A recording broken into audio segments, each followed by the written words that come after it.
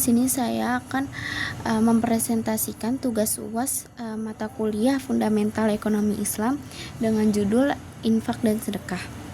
Jadi, di sini di slide pertama ada keutamaan memberi di jalan Allah. Dalam Al-Quran, Allah Subhanahu wa Ta'ala banyak menjelaskan keutamaan orang-orang yang berinfak dan bersedekah.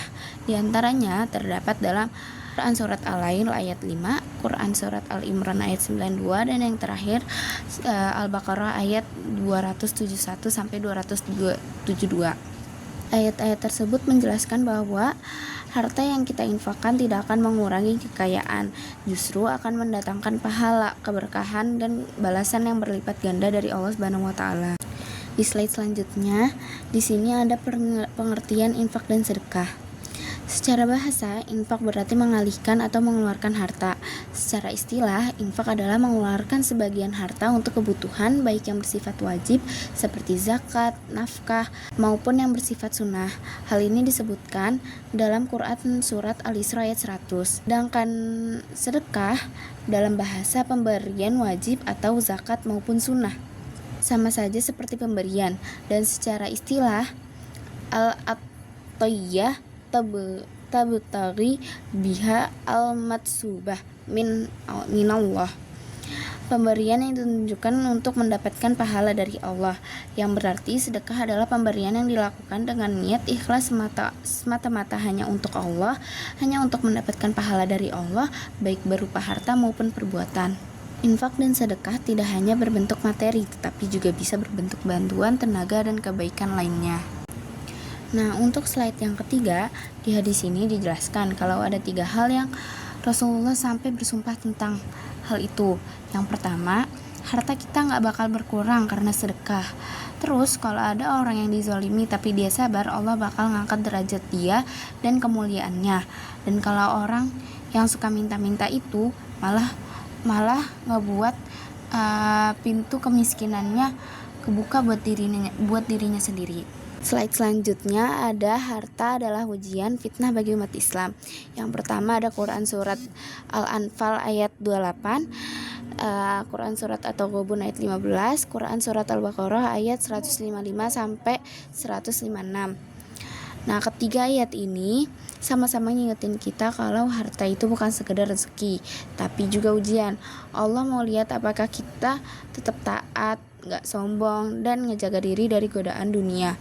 Kadang harta bisa bikin lalai, kadang Allah juga kurangin harta kita buat nguji kesabaran kita. Lalu slide selanjutnya perbedaan infak dan sedekah. Jadi di sini intinya itu dari gambar tersebut adalah pertama dari segi hukum. Kalau zakat itu wajib, infak itu bisa sunnah, wajib, atau bahkan haram tergantung kondisi. Lalu sedekah sunnah, kadang bisa wajib jika ada keadaan yang mendesak. Yang kedua dari segi waktu. Kalau zakat ada waktu tertentu seperti zakat fitrah dan haul untuk zakat harta. Kalau infak tidak punya batas waktu khusus. Kalau sedekah bebas. Lalu yang ketiga, kriteria harta. Yang pertama itu kalau zakat harus sesuai aturan seperti ada nisab dan haul.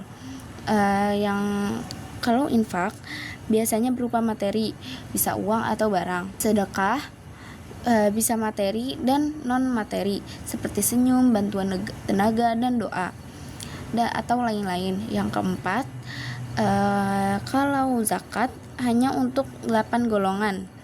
Lalu untuk infak bebas. Kalau untuk yang sedekah bebas, yang penting bermanfaat dan tepat sasaran. Yang kelima ada jumlah. Yang zakat itu ada ketentuannya, misal itu 2,5%.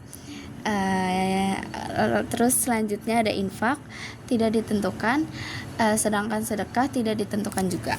Di slide ketujuh di sini ada peranan zakat, infak, sedekah dalam sosial ekonomi masyarakat. Yang pertama ada di bidang ekonomi, yang kedua bidang pendidikan, yang ketiga bidang kesehatan. Infak dan sedekah itu berperan besar di masyarakat, bisa bantu pendidikan, kesehatan, dan ekonomi, seperti bantu biaya sekolah, bantu orang sakit, atau bantu modal usaha kecil. Nah, itu saja presentasi dari saya untuk tugas UAS Fundamental Ekonomi Islam. Intinya, semakin kita berbagi, semakin banyak manfaat yang kita bisa kasih ke orang lain, dan itu akan berbalik lagi ke diri kita masing-masing. Sekian dari saya. Assalamualaikum warahmatullahi wabarakatuh.